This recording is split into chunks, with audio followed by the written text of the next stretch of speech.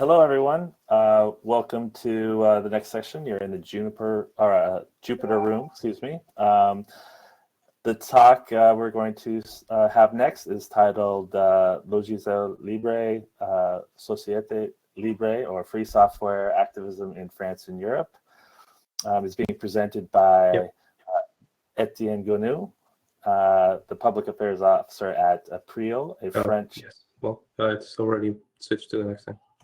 A French free software advocacy organization that works very closely with the FSF. Since 1996, April has worked to proliferate and advocate free software throughout the French-speaking world and acts as a watchdog on digital freedoms. In his talk, Etienne will give an overview of April's work, detail the work with French and European governments to create benevolent political and legislative environment, and share April's perspectives, strategies, success, and challenges. I'll be monitoring the IRC. If you have questions, feel free to enter them there, and please preface it with questions so I can record it and follow up at the end. And with that, I'll hand it over to Etienne. Thank you so much. Thanks to you, and your pronunciation was great. So yes, my name is Etienne Gonnu, and I'm really happy to be able to make this presentation LibrePlanet. It was hard for me other years to fly to Boston for organizational reasons, etc. So it's a good aspect of, I guess, online occurrences.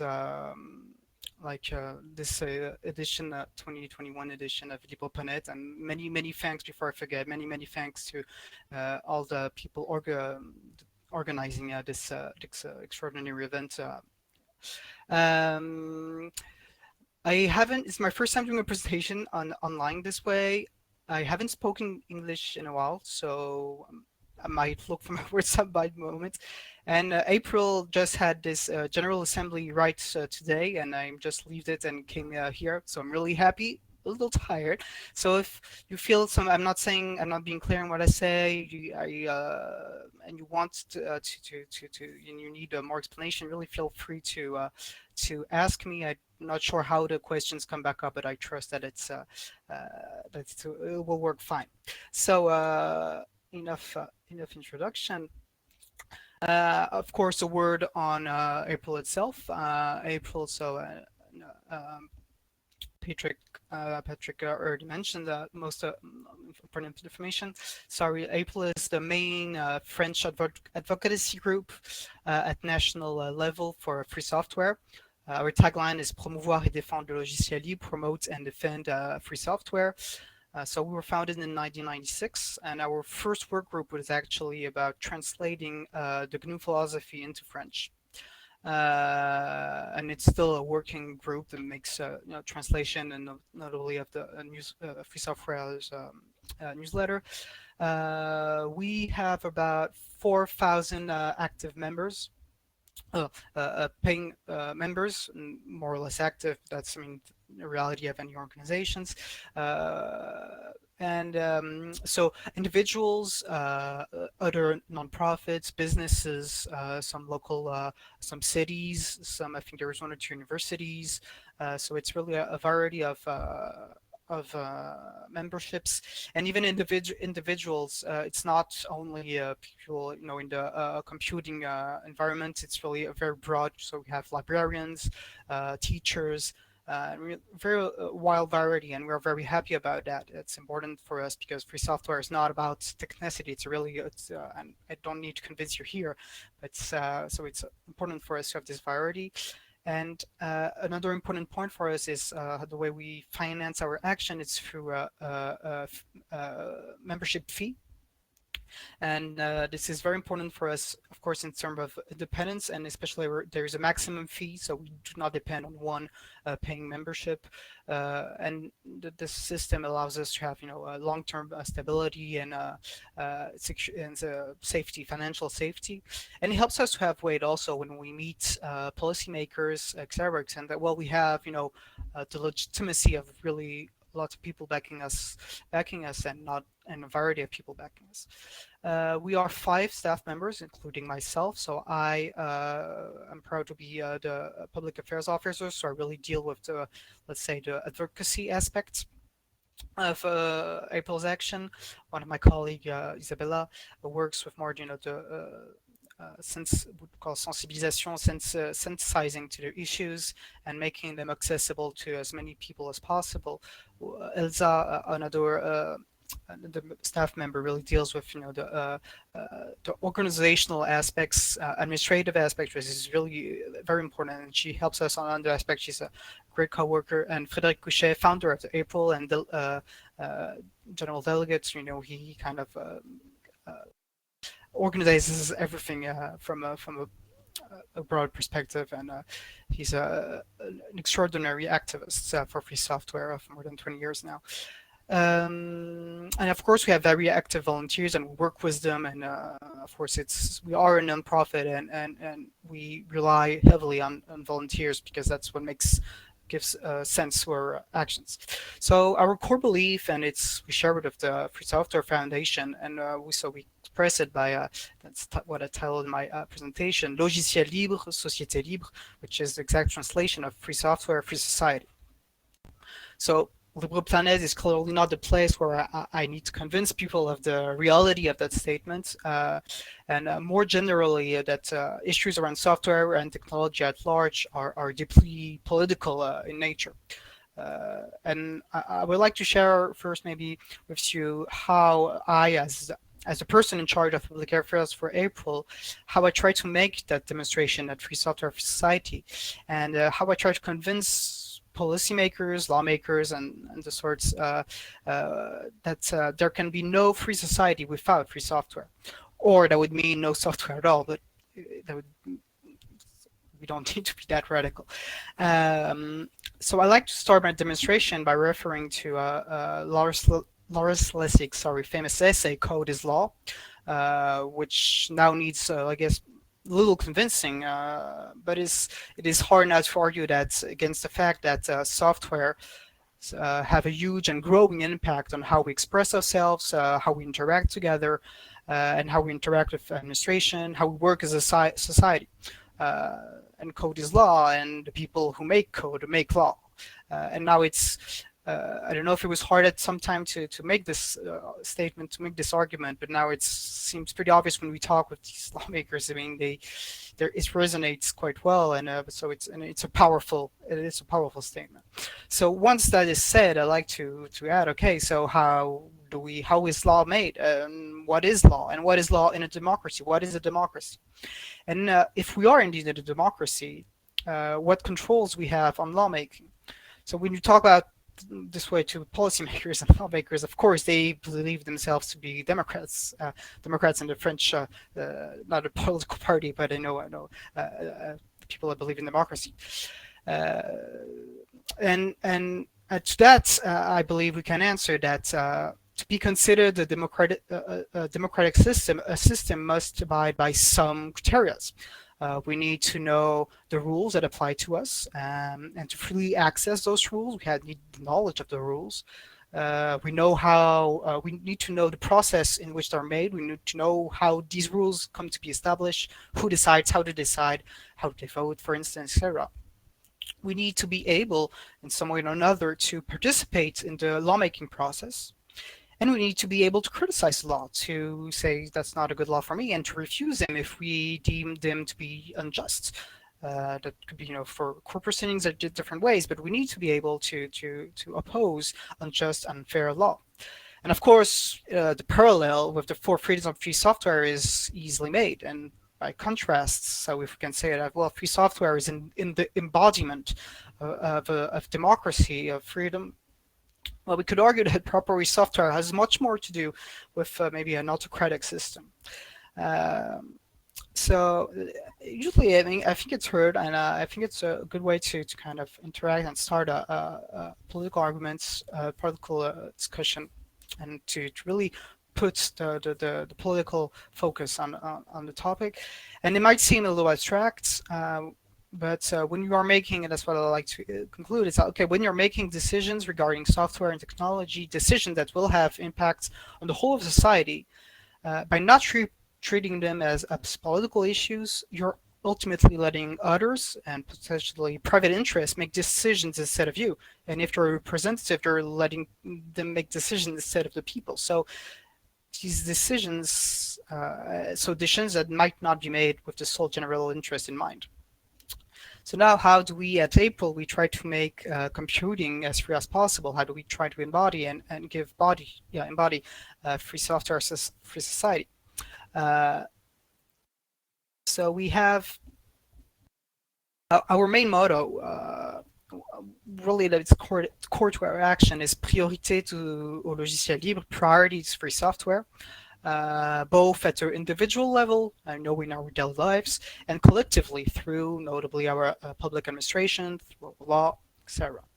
So to carry that objective of priorities free software, we have two stronger standing feet. We have two strong standing feet. I don't know how well that translates. So we promote. The first one is promoting free software to the public at large, sensitizing, sharing the knowledge, and defending software freedoms. So it's making sure laws don't threaten our software freedom, and pushing for better laws and better protection and policies. On the promoting aspect of our actions, so there are of course conferences such as this one, holding booths and events when we could, and hopefully we'll soon be able again. And we have a working group led by my colleague, as I mentioned, that produces posters, pamphlets, and so forth, all of course under free licenses. And T-shirts, such as, I don't know if you can see it, Logiciel libre, société libre, so classic goodies. And we also believe in the virtue of concrete example demonstration that it is possible for all to use free software, and one way for us to do that is through our involvement in a fantastic project, and maybe you heard of it, called the Chaton. Okay, so Chaton, kitten in French. Chaton is a kitten. So it's a collective of independent, transparent, open, and neutral and ethical hosters providing free software-based online services. So it's actually almost possible to directly translate the acronym collective of hosts, alternative, transparent, open, ouvert, neutre, neutral, and solidaire, which express solidarity. So Chaton is a project led by Framasoft, it's another French nonprofit that works towards software freedom, and they do really incredible work for software freedoms. And I think I'm pretty sure they made actually a presentation for the FSF's 35th birthday. So Framasoft was already known for the free software services they offered to all, and it started a few years ago. So the idea was that, okay, there are proprietary services such as Doodle, such as maybe a mailing list, YouTube, etc. And we need to show people that it's good to talk about free software, but it's even better to give free software, and so people can really see, exercise their software freedoms. And it means that you don't need actual knowledge, just you can use them without being an expert. So the next way, and it really worked well. People used their services and they could see that it worked. So the next step for them was to say, okay, it's great to have free software, but it's better if it doesn't rely all on one single organization. Free software is key, but decentralization, federated networks are also very important. So that's why they created this project that revolves around a chart that sets core values that one must abide by to be part of the collective. Use of free software, of course, respect of privacy, and so forth. And as for free licenses, commercial businesses can be a chaton as long as they respect this chart, these sets of rules, of values. So for April, it was obvious that we had to contribute to this project. That's how Chapril, which is our chaton, it's our kitten. So that's through Chapril, we offer a variety of free software services. That's one. I mean, in my opinion, it's a very important action that April has for free software freedom in France. So it's 100% based on volunteer work, and I think that's fantastic. We have now about 13 services available, and most of them we are not limited to our members; they're open to all. So that's I think it's a very important way, convincing through example. But we also believe that sharing knowledge and giving a voice to people who fight for free software is a very also important way to push for a more better software freedom in France and in general. That's how this project came along, which is Libre, which is a radio show we host every week. So we had this opportunity to host a weekly radio show on software freedoms, and in 2019 on the local radio dedicated to I don't know how that well to translate, but it would be open culture. So it's not only free software; it can be libraries. It's a variety of topics, and I'll have a hard time on the top of my head to describe it, but I think you get the idea, probably. And so it's a show we also share as podcasts. So we produce knowledge in this way, and we are already in 2 weeks. Tuesday, March 30th will be our 100th show, so we're really excited about that. We got the FSF, special with the FSF on the 15th of December with Audrey Benassi and Gregory, the president of the FSF, was our on the show, so we're happy about that. So we have many topics: policymaking, education, GNU philosophy. We invite other nonprofits to share with their actions. We have cities that come, representative of cities that come to share how they promote free software and their policies. Have lawmakers coming and telling us, what they do, or to talk about what they're fighting for. Lawmakers that kind of push for our for free software. So we have tried to really make it accessible to people, our topics that can sometimes be complex. So, and it's a project that both relies on staff members and volunteers.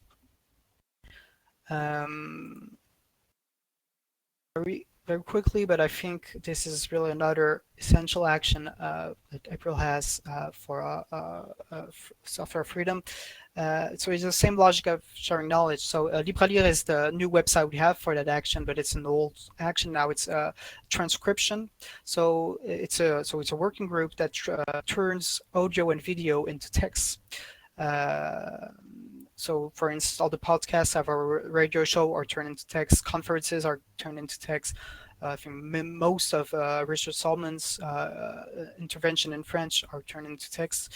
And it's really useful for accessibility, for indexation, and to know how that translates. When we look, when a search engine, looks for information on the calls the webs for information, for archiving these events. So I think it's a work group we're very proud of, and it really relies on one fantastic, extraordinary volunteer, which is Marie Odile. So I want to share, to extend my deep appreciation for her work. She's pretty incredible. So finally, this important aspect of April actions, and another aspect of April's action, the one I have the privilege to work on, is advocacy.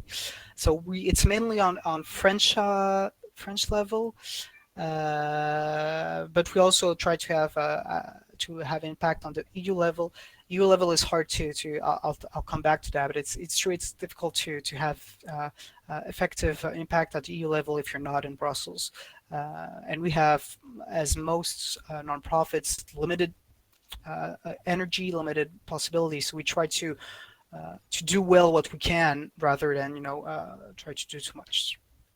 So France, Well, first, I think it might be interesting to give you a little context, institutional context of France, and that's the context in which we try to advocate for better software freedom.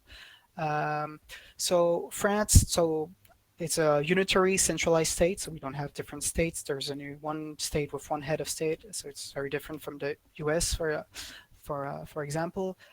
Closer for the UK if there are English people here. So France has not had a very stable. Well, we changed over the centuries. We are now changed. We had many different types of republics. So the Fifth Republic means it's the constitutional text is. Sorry, so the constitutional text of the Fifth Republic dates back to 1958, and it was tailored for the General de Gaulle. So it was really made for this man, and so what comes out, it's important because it's really has really deep-rooted impacts on how the French Republic works now. So it's a very strong presidential system, and even more so recently, actually. So we have this president who is now elected on who's now elected directly.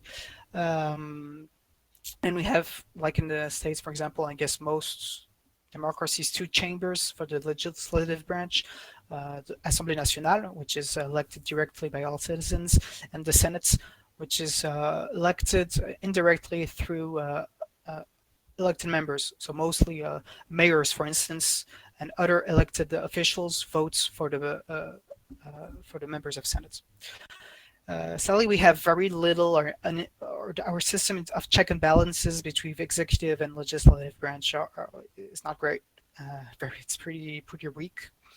So yeah, we have a very strong presidential system, and especially since 2002, the beginning of the 21st century, because legislative action now since then comes right after the presidential election, like 1 month or two.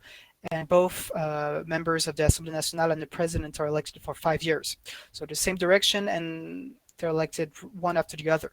So logically, and since then what happened is that, of course, the president is elected and people will vote for the exact same party at the Assemblée Nationale. So you have one power on both, the same power in both executive and legislative branch. That's what we call now the fait majoritaire, the majority fact, which really strengthened the power of the president in this system and really truly limited the independence of the Assemblée Nationale, and so it has impact on the way we have to, when we try to push law or to amend law that are to amend bills. It has impact because it is hard to get legal disposition against the will of the government, who holds in some way the Assemblée Nationale. So now to be more specific on what we, maybe some main topics. So there is a variety of topics, so maybe to highlight some of on which we work. I'm checking on time. Okay. So our long run fight, and I guess it's really the one we try to carry the most, and I mentioned it earlier, is priority to free software and open formats. It's something important to always specify in the public sector. So that's saying, when administration, when a public entity procures software, they have to give priority to free software. And this is really something that for us is essential. We need, in our opinion, we need a strong principle. It seems basic principle, but it is short, it's clear. It's univoque. There is no doubt about what it means. So we think it's really an essential brick to any hope to have, for the public entities to use free software. They need to give priority to free software, which means basically that if they do not use free software, they have to, if they choose to surrender one of their software freedoms, they have to explain why. Why would they surrender a software freedom? could be legitimate reasons. If they specify their true needs, technical needs, etc., maybe it doesn't exist at a given time, and they have an emergency. Who knows? But they have to reason, and that's how you procure. And in a democracy, you have to make clear the needs you have, and you have to publish the needs, etc. So we push hard for that. In 2016, there was a real big law on the digital. It was a Digital Republic bill that became an act. So there were really strong debates, and we could see that there was progress on this issue. Sadly, it only came back as an encouragement to free software, which lacks it lacks any legal status, because if you encourage, basically lets the public entities do what they want. So we need a strong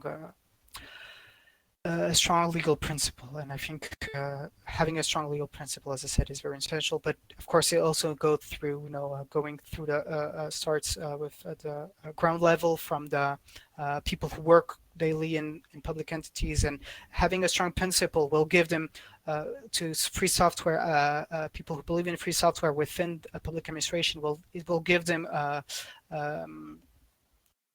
strength to push for better.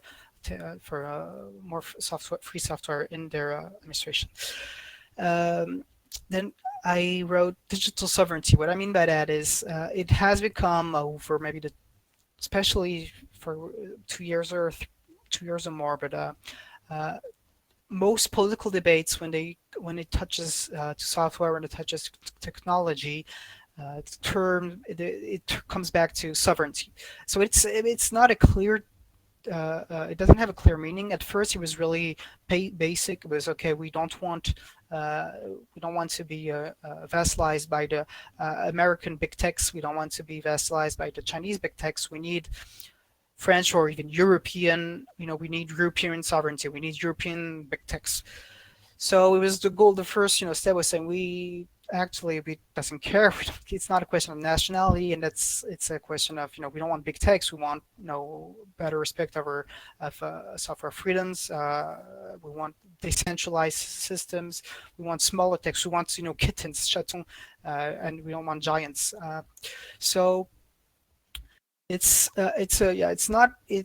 was for us important to bring software into the equation of free software into this equation. So every time there is I was auditioned, for instance, into a few months ago by a parliamentary mission on this topic. There is another one now, so we try to follow it and push. Always say, okay, what about free software? What about free software?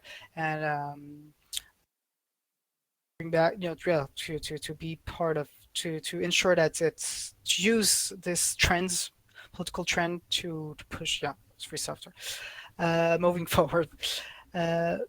So there is, and that was a pretty interesting and positive action we had last year. So so we pushed for a free software office at state level to say what it means. And so the European Commission actually said, they gave their free software strategy, open source in their terms, but okay, free software strategy. And they said one of their aspects was, have a free software bureau office, that would kind of lead on that topic. Sadly, it was very empty. It was an empty shell because it doesn't give any specifics on how it was supposed to work. Okay, so in France, there was a member of parliament that was given the mission to analyze the situation of how do we have a policy on data, open data, and source codes, and how do we open source codes, how do we open data. So we participated in this topic. We made proposition, and we made a proposition that we needed. It was interesting to have at state level a free software office that would make link between the different ministries, be a referent on free software topics that would give this push and lead on this policy to give it reality. And it needs people that are dedicated, full-time employees, full-time public agents on this topic, etc. And so we participated. There was a public consultation in which free software actually was really well represented. The top 10, I think, the top 10 proposition. So it was open to all the public, and the top most supported proposition on this platform were about free software. So it was already a good win. And the document then came out of this mission d'information, so it's a mission for information, was actually quite good, good understanding of the issues. So now we are to wait, to see what the government will do with that. But it was so it's an interesting way it was an interesting topic to follow. On the other side of this aspect, one of an important something we've been working on for a few years now is to shed light on what we call open bar contracts between Microsoft and other big tech companies and French ministries. And there was one in particular, which is the French Ministry of Defense. Has what we call this open bar contract. So it's a contract that's so broad that it's basically it's about giving the ministry to tie down the ministry and give it to Microsoft, and they're completely dependent on the issues. So we really try to shed light, how was this deal made? Why was it that this was possible? And we now know that there are some shady aspects. For instance, and then I'll move forward. Before the first contract was made in 2007, there was an experts group within the military that was summoned to analyze different scenarios. And the scenario of this open bar contract, they said it was they lifted all the red flags, said it was the most destructive option. It would be a loss. It would be very dangerous, loss of the independence, etc. And despite this analysis, it was this contract was made. So it's always difficult to understand the reasons. So that's why we try to shed light, and we do a lot of requests for information. That's a powerful tool to use, but it takes time, and we are a very small organization compared to the Ministry of Defense and to Microsoft. So, but it's but it has there was a national TV show that. It has become a relatively famous issue. So and I think April is part of that. I see time is moving forward, so I won't. So we also try to see new perspectives. So I wrote down two. I'll start maybe more with environmental issues. So of course I won't need to convince anyone that there is a real emergency here, that it's a real very important political issue, and. So there are also opportunities, bills being passed, policies being made about, okay, how do we act on this? And of course, technology is part of the question. And it is interesting for us to, first, because, we believe, I think free software has most people that defend free software are sensitized to this political issues, because I guess we are progressists. But there is an opportunity to carry the values of free software, being able to repair, being able to share, to limit obsolescence. Software obsolescence being one of a key element. It has a key element of the most of the discussions usually. And free software it's a good way to promote free software, and free software is really one. You can't have efficient policies about how to deal with this, the environmental issues, if you don't think in terms of, if you don't bring free software into the issue. Health has been quite an issue past year, and there was even before that political issue about there was the health data hub. So it was created, which is Health Data Hub is a platform for research on health. It was a public platform, and but it was based, and the data was stored on Microsoft Cloud. So there was red flags came up in our community, and there was one organization, Interop, for interoperability et hôpital hospitals.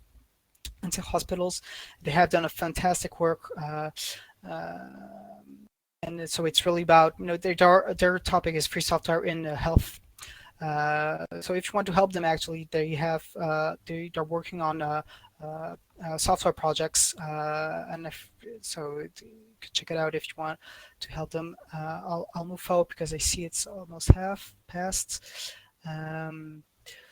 So yeah, I know it's a good example. Also helps because it's a very specific issue. It's a tough issue, and it's hard for us as a small organization. We can't be everywhere, and it's a good way to work for us to see. Okay, we don't have the expertise. We do see it as an important something important to work on, but we don't have the issue, and we see there is another organization that knows the issue, that is doing good work for free software, that really promotes free software. So there's no need for us to come in competition with them. What we should do is, support them. So relay the actions. We invited them on the radio show to talk about their topic. If they're doing actions, yeah, we talk about them, etc. So it's, I think, an important way to work also in good intelligence. I'll try to be faster here. So if you have questions, to leave time for eventual questions. So yes, European level. So as I said, it's harder to work from France on the European level. I think it's common say that if you're not in Brussels, you need to be in Brussels to be really effective. Effective, in your advocacy, and if you want to have effective impact on the policy making. And you have to see that the way the European Union works. So the European Commission proposes a directive or proposes a text, then it goes to the European Parliament, which can amend the text and vote on it. Then the European Council, which is which represent the governments of the different states, can act on the text, and and follows this process back and forth. So the European Union there's 27 states, 26 now with the Brexit. So lots of states with different cultures, different legal cultures.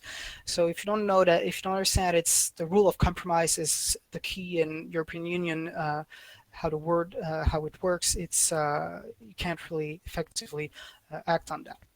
So on a few texts we worked on when we follow. There was the copyright directive, so that was voted last year, 2 years ago. Time flies back fast, and now it's in the proceedings of national transposition. It's a horrible text for many reasons. You have lots of literature about it. I think the EFF was and Cory Doctorow in particular, quite vocal against the copyright directive. And France on copyright is probably one of the worst country. I mean, the worst has the worst position, the most traditionalist and retrograde. It's really, they see. I don't like culture as it's a product, and you need to be able to sell it. And of course they cry out to the poor artists that they need to be fed and they need to eat. And of course, when you take these morals, high grounds, fake high grounds, I would say, it is hard to argue against that. So it was hard for us to argue. We involved ourselves in this. We fought on this text because of first one of the many platforms with copyrighted content on it going through it that was concerned were software sharing and software sharing platforms. But through, and not only our action, but a very important wide action, including businesses, they were took out of the text as an exception. So, I mean, at least it was a win on that aspect. The Digital Services Act and Digital Market Act. So that's what is coming now. So they want to really see everything. So it will have deep impacts on technology and the law on technology at large. An interesting thing to notice between DSA and DMA, Digital Services Act, and DMA, Digital Market Act, sorry, and the Copyright Directive. A directive needs to be transposed into a national law to be effective law in the different states. The directive just sets the boundaries in which they have to work. the DSA and DMA are regulations, and they have once they're voted at the European level, they have direct impact and they directly apply in the states. So of course, when you act on a directive, or when you when you advocate on a directive, or when you advocate on a regulation, it's really different. You have to have a different and more specific approach. So on DMA, DSA, we're still thinking about, what the impacts it can have on free software. Are there negative? How we approach is, are there possible negative impact on free software? Yes, no, and if yes, we say how do we curtail them, and if not, okay, what opportunity do we have to promote free software? Here, I think one big issue will be about interoperability and maybe app stores. How do you open it? And clearly, for free software, there is a very important topic, which is what they call smartphones, computer phones. You can call them whatever you want, but it's lots of. It's hard to have freedom software on these equipments, and maybe it will be a way. So we have to analyze this, and I'll be very busy on that. Okay, racketware is so I'm mentioning an individual victory against racketware. A collective need for new rules. Racketware is when you're forced to buy software when you buy a computer. So we call it racketware. I don't know if it's the same terminology Free Software Foundation uses. I'll try to be fast on that, but just in Italy, a free software activist, he bought a computer and he was forced to buy Windows with it, and he asked. So it's a Lenovo computer. So he has to be reimbursed at the price of his license. So he went to court. It took him 2 years, and he was, the High Court, the High Italian Court said he was right, and forced not only Lenovo to reimburse him, but condemned Lenovo for abusive, procedures, for doing abusive procedures. So he was entitled to 20,000 euros compensation. But the problem is, of course, you shouldn't have to be climb a mountain to be reimbursed a license. You shouldn't be your responsibility to get to fight for that. It should be easy, and you should not only need to be reimbursed. You should have the choice to have or to be. Whether whether you buy or not software and computers need to be separated, and it's really not the case in Europe. It's still said that it's still not recognized as the dangerous and aggressive. It's still not recognized as aggressive commercial practice that it is, and it's something we really need to fight for. And it's commercial law being only. Is the responsibility of the European level, and so we cannot act directly in France. We need to have an opportunity at the European level to act. The last one, and just in case there are questions, yes, 5 minutes. Thank you. Directive on payment services, 3 minutes now. Great. Okay, there was a directive on strong certification, so now it's a law, but we are facing issues that some banks are forcing people to install apps on their phones only through Google Apps or iOS on Apple to be able to purchase online, etc. So or access their bank accounts on their phone, which is clearly unjust and unfair. So we some volunteers they're trying to see what we can do, how we can act on that.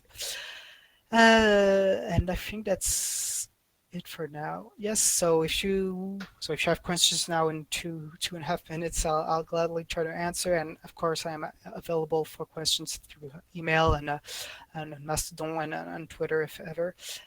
So feel free to contact me if you need. Thank you very much.